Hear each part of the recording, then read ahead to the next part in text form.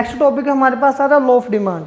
ठीक है, अभी लॉ ऑफ डिमांड ये ऐसा टॉपिक है, जब मैं ये टॉपिक पहले आपको कवर करवाऊंगा तो आप लोग बोलोगे कि हाँ जी मैं बिल्कुल सही बोल रहा हूँ। ठीक है, लेकिन जब मैं इसका थोड़ा सा क्रिटिसाइज करना शुरू करूँगा आप लोगों ने तभी पार्टी बदल लेनी है, अपने तभी इमीडिएटली बोल देना है कि आप गलत बोल रही हो। ठीक है, अगर पार्टी नहीं बदली तो मेरी इसी टाइम पे एक मिस्टेक निकाल के दिखाना। मैं पहले ही बता रहा हूँ जो मैं पढ़ाऊँगा वो बिल्कुल सही नहीं है, लेकिन आपको लगेगा कि जो मैं बोल रहा हूँ वो बिल्कुल सही है। ठीक है, now what do you mean by law of demand? Demand, law of demand मतलब कि डिमांड का कानून क्या है, डिमांड किस रूल को फॉलो करती है। जैसे न्यूटन के कुछ लॉज थे, ग्रेविटी के कुछ लॉज हैं। ग्रेविटी का लॉ क्या है, इसको ऊपर फेंका तो ये नीचे आएगा, तो डिमांड का लॉ क्या है। ठीक है, परमानेंट कुछ लॉज होते हैं। तो डिमांड, लॉ ऑफ डिमांड हमें ये बात बोलते हैं कि जैसे जैसे एक प्रोडक्ट का डिमांड गिरेगा उसकी डिमांड बढ़ेगी। अगर एक प्रोडक्ट का प्राइस हाई होगा तो उसकी डिमांड कम होगी। इट एक्सप्रेस द सीसा रिलेशनशिप। सीसा पता आपको, हम पार्क में जाते हैं, वो एक ऐसा होता है ना झूला, एक बच्चा अगर ऊपर बैठ रहा है तो दूसरा नीचे आ जाता है, ये वाला अगर ऊपर जाएगा तो ये वाला नीचे आएगा, अगर ये ऊपर जाना चाहता है तो इसको नीचे आना पड़ेगा, तो इसको हम बोलते हैं सीसा रिलेशनशिप। ठीक है, तो लॉ ऑफ डिमांड एक्सप्रेस सीसा relationship between price of commodity and quantity of commodity. This law state that as price for a commodity goes on increase, demand will goes on decrease. इसकी demand जो है वो कम होती जाएगी। ठीक है, इसका मीनिंग समझ में आ गया आपको? तो लॉ ऑफ डिमांड को अगर हमने शॉर्टकट लिखना होगा हम कैसे लिखेंगे, इसका जो मीनिंग हमारे पास होगा मैं शॉर्ट फॉर्म में लिखवा रहा हूं आपको। ठीक है, ये बोल रहा है कि अगर एक प्रोडक्ट का प्राइस इंक्रीज होगा तो उसकी डिमांड जो है डिक्रीज हो जाएगी, लेकिन अगर प्राइस डिक्रीज होगा तो डिमांड इंक्रीज हो जाएगी। ठीक है, एंड इट एक्सप्रेस द सीसा relationship.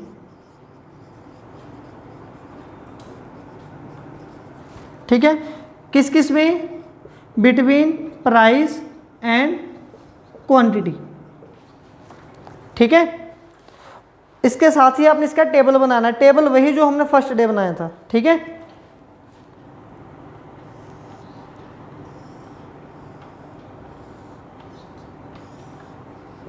Price of x, quantity of x. अगर एक प्रोडक्ट का प्राइस 5 रुपीज़ है, एक पेंसिल 5 रुपये की एक है, लवन्या की दुकान पे गया 5 रुपये की एक पेंसिल मिल रही है, तो मैंने क्या लिया, एक क्वांटिटी ले ली। ठीक है, एक आधी बार तो इसने भी मुझे चॉकलेट बेची है। ठीक है, वो भी मैं वो एग्जांपल यहीं पे यूज़ करूँगा। एक चॉकलेट का डब्बा सेल किया था इसने मुझे 60 रुपये का, वो बड़ी बड़ी पेंसिल थी। ठीक है, लेने में 10 रुपये की टॉफ़ी किया था, तो वो भी हम इस कॉन्सेप्ट में लेके आएंगे। वो कैसे डिमांड, मतलब कि हम मेंटल लेवल से हो जाते, रेडी हो जाते हैं प्रोडक्ट परचेज करने के लिए। अब जैसे जैसे एक प्रोडक्ट का प्राइस कम होगा, ठीक है, इसका प्राइस कम हो गया 4 रुपीज़, तो डिमांड क्या होगी, बढ़ेगी। मैं बोलूँगा जी मैं 2 पेंसिल ले सकता हूँ। अगर प्राइस और सस्ता मिलेगा तो मैंने सोचा यार 5 रुपये वाली पेंसिल 3 रुपये में मिल रही है, पेंसिल रोज़ रोज़ तो परचेज करनी है, आज ही परचेज कर लेते हैं। ठीक है, पेंसिल मुझे पूरी ज़िंदगी परचेज़ करनी है ना, तो हर बार 5 रुपये लगाने पड़ेंगे, तो अभी ज़्यादा परचेज़ कर लेता हूँ, अगली बार नहीं परचेज़ करनी पड़ेगी।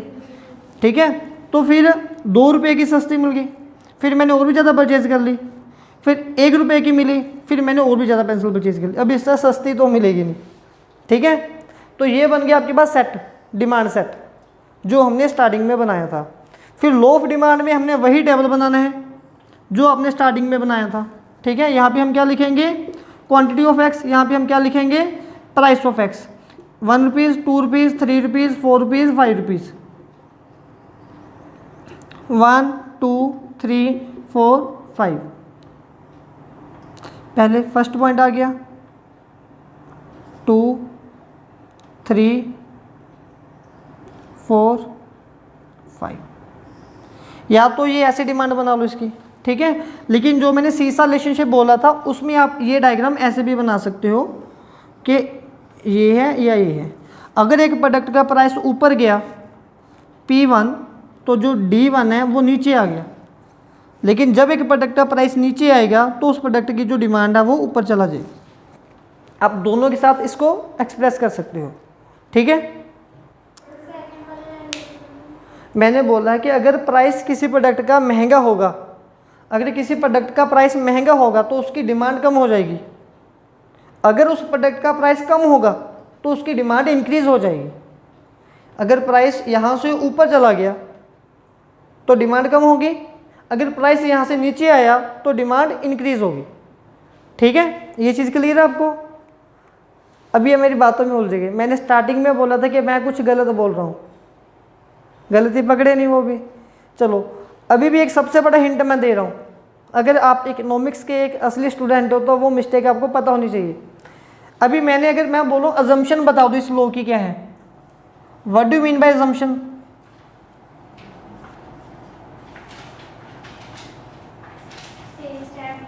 अजम्पशन का मीनिंग क्या है? मान्यता, ठीक है। जब मैं बोल रहा हूँ ना कि अजम्पशन बताओ, तो अजम्पशन बताओ मतलब कि कुछ ना कुछ तो लोचा है, कुछ ना कुछ तो प्रॉब्लम जरूर है, ठीक है। तो चलिए पहले इसके अजम्पशन देख लें, हर बार ऐसा होगा या नहीं होगा। अजम्पशन का मतलब है कि ऐसा ही कब होगा, अगर जो हमने पढ़ा है जिसकी हम बात कर रहे हैं वैसा कब होगा, ठीक है। हाँ जी, सबसे पहला क्या है? When there is no change,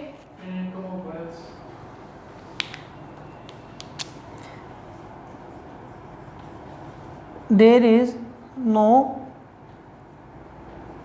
change, ये चेंज इनका साइन होता है in consumer buyer, consumers income, हाँ जी। इसका मतलब ये है, मान लो मेरे पास घर से 5 रुपये ही थे, ठीक है। मुझे दुकान वाले ने बोला कि 5 रुपये की एक पेंसिल है, 4 रुपये की ले जाओ, तो 2 पेंसिल, अगर आप 2 पेंसिल लेना चाहते हो तो मैं 4 की लगा दूंगा।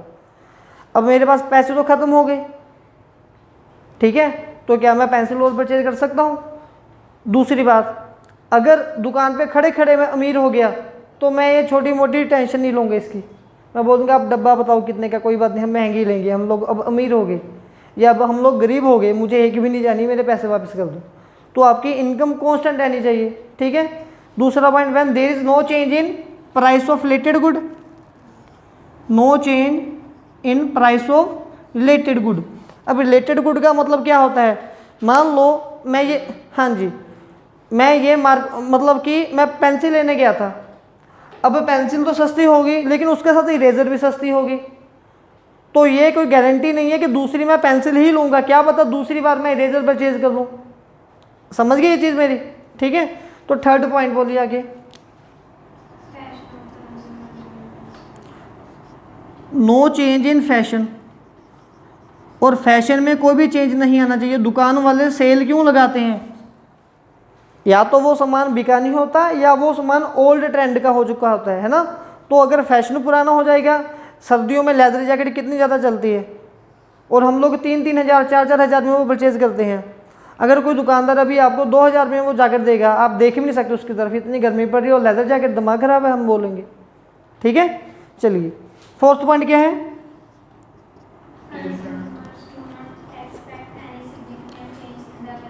टेस्ट प्रेफरेंस में या फिर फ्यूचर एक्सपेक्टेशन में उनमें कोई भी चेंज नहीं आना चाहिए। उनके माइंड में कोई ऐसी गेम ना चल रही हो कि कल प्राइस और भी सस्ता होगा। टेस्ट लिख, कोई बात नहीं, ये मैंने लिखा है टेस्ट और ये मैंने लिखा है फ्यूचर एक्सपेक्टेशन, ठीक है। ये क्लियर हो गया। अब मैं आपको कमी बता रहा हूँ, वो कमी क्या थी? जब हम बोल रहे हैं ना कि इसके अजम्पशन बताओ, तो अजम्पशन का मतलब ये होता है कि ये जो बात हमने बोली है ये हमेशा के लिए अप्लाई नहीं है, ये कुछ खास सिचुएशन के अंदर अप्लाई हो रही है। वो खास सिचुएशन हमने ये 3-4 यहाँ पे लिख दी, ठीक है। मतलब कि कभी कभार कुछ ऐसे केसेस आएंगे जब ये लॉ ऑफ डिमांड फेल हो जाएगा, ठीक है। वो कैसे फेल होता है वो भी मैं बताऊंगा आपको। अब एक सिंपल से क्वेश्चन का मुझे आंसर कर दो, ठीक है। Why we purchase more of good when its price decrease. हम एक गुड की ज़्यादा क्वांटिटी तब ही परचेज क्यों करते हैं जब उसका रेट कम होता है? समझा रहा हूँ मैं। अगर आपने ज़्यादा क्वांटिटी परचेज कर ली ना, इसका मतलब आपको उसकी ज़्यादा ज़रूरत है। अगर आपको उसकी ज़रूरत है, आपने पहले ही वो ज़्यादा परचेज क्यों नहीं की? अब थोड़ा दुविधा में अब ज़्यादा फंसोगे, ठीक है। मैं फिर से बोल रहा हूँ, अगर आपने बच्चे मैं एक लीटर दूध लेके आ रहा हूँ, मिल्क लेके आ रहा हूँ 60 रुपये लीटर। मुझे मिल्क सेलर ने बोला कि 1 लीटर 60 रुपये का, अगर आप 2 लेके जाओगे तो मैं 100 का दे दूंगा। मैंने 2 लीटर पैक करवा लिया। अब प्रॉब्लम ये है, मैं दूसरे लीटर का करूँगा क्या? जब मुझे चाहिए 2 लीटर था, फिर मैं पहले 1 लीटर क्यों ले रहा था?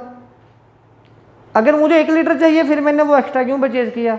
ठीक है, क्वेश्चन ये है मेरा। बताइए इसका आंसर आपके माइंड में क्या क्या हो सकता है?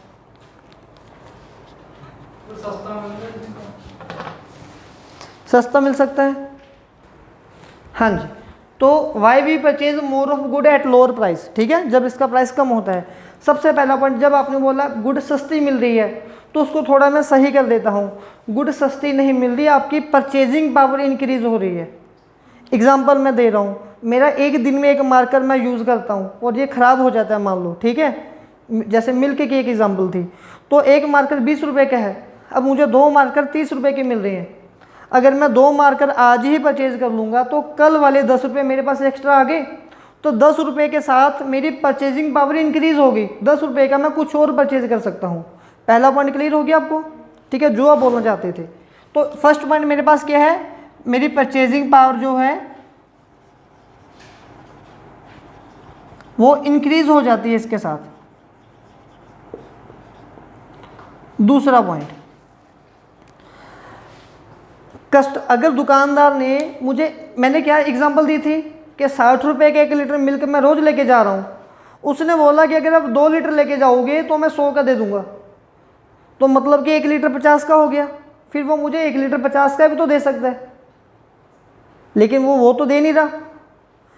अगर वो मुझे 1 लीटर 50 का देगा तो वो 10 रुपये का लॉस कर रहा है, लॉस खुद को झेल रहा है। अगर वो मुझे 2 लीटर सेल कर देगा तो वो 40 रुपये का फ़ायदा कमा रहा है, क्योंकि उसने 1 लीटर मिल्क एक्स्ट्रा ऐसे बंदे को सेल कर दिया जिसको उसकी ज़रूरत नहीं थी। मैंने 1 लीटर तो परचेज करना ही करना है, वो अगर मुझे उसमें से डिस्काउंट देगा तो उसकी बेवकूफ़ी है, वो मुझे एक्स्ट्रा में से डिस्काउंट देगा, ठीक है, जो मैं नहीं परचेज कर सकता। तो इसको हम बोलते हैं law of diminishing marginal utility. अब बोल दो, अभी 2 मिनट लगे। Law of diminishing marginal utility, क्योंकि दुकानदार को पता है कि अगर एक बंदे ने एक बार ये प्रोडक्ट परचेज कर लिया तो दूसरी टाइम के लिए इसके पास इसकी ज़रूरत नहीं है, तो वो जल्दी जल्दी परचेज नहीं करेगा, इसलिए वो कोशिश करेगा कि वो सस्ते रेट पे मुझे प्रोडक्ट सेल करने की कोशिश करे, ठीक है। थर्ड पॉइंट कोई और देखिए, आपकी बुक में क्या लिखा होगा, multiple use.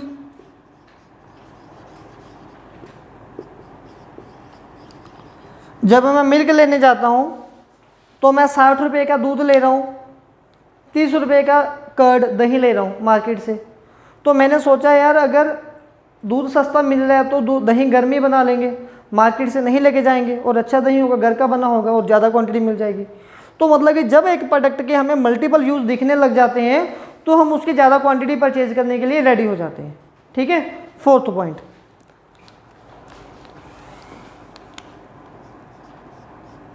Number of consumers. जब एक दुकानदार के पास ज़्यादा कस्टमर आते हैं तो वो उनको सस्ते रेट के ऊपर ज़्यादा क्वांटिटी सेल करने के लिए रेडी हो जाता है, क्योंकि उसका स्टॉक जल्दी क्लियर हो जाता है। ऐसे ही होता है ना। आप देखो, अगर मेरी कपड़े की दुकान है, एक दुकान से मैं परमानेंट कपड़े ले रहा हूँ, ठीक है, तो मैंने उससे कोई शर्ट परचेज़ की, उसने बोला कि 800 रुपये की शर्ट है, मैंने बोला मैंने 500 की लेनी है, और मैं ज़बरदस्ती लड़ झगड़ के उससे 500 की शर्ट ले आया, और उसको वो शर्ट मुझे देनी पड़ेगी। क्यों? क्योंकि उस दुकानदार के पास 10 कस्टमर मैं और लेके जाता हूँ, तो उसकी वहाँ से भी सेल हो रही है। अगर उसने मेरे साथ रिलेशन ख़राब कर लिया, ठीक है ना, तो उसकी वो 10 कस्टमर वाली सेल भी ख़राब होगी और मेरे वाली सेल भी ख़राब होगी। अगर उसने एक बार मेरे से पैसे नहीं कमाए तो क्या हो गया, आज तक वो मेरे से लाखों रुपये कमा चुका है। पॉइंट क्लियर हो गया। तो ऐसे ही जैसे एक दुकानदार को number of consumer group, consumer size ज़्यादा मिलता है तो वो वहाँ पे डिस्काउंट देना पसंद करता है कि लोग आगे से जुड़ जाएंगे। हालांकि इस बार उसने 5 रुपये कम कमा लिए, लेकिन नेक्स्ट टाइम पे वो आपसे लाखों रुपये कमा लेगा, ठीक है। अगर मैं लवन्या की दुकान पे एक मार्कर लेने जा रहा हूँ, अब या तो इसके पापा मार्कर से मेरे से 5 रुपये कमाएंगे, या पूरी ज़िंदगी मेरे से 1 लाख रुपये कमाएंगे। 20 वाला मार्कर 30 में दे दिया, वापस तो मैं कभी दुकान पे जाऊंगा नहीं। तो वो 10 ही कमा पाई। अगर उन्होंने 20 वाला मार्कर 22 में दे दिया तो मैं बच्चों को भी भेजूंगा, खुद भी वहाँ पे जाऊँगा और वो मेरे से लाखों रुपये कमा लेंगे। समझ में आ गई ना। तो ये लॉ ऑफ डिमांड हमारी इकोनॉमिक्स से यहाँ पे काम करती है। नेक्स्ट वीडियो में हम करेंगे कि लॉ ऑफ डिमांड फेल कहाँ पे होता है, कहाँ पे ये बातें गलत हो जाती हैं। ठीक है।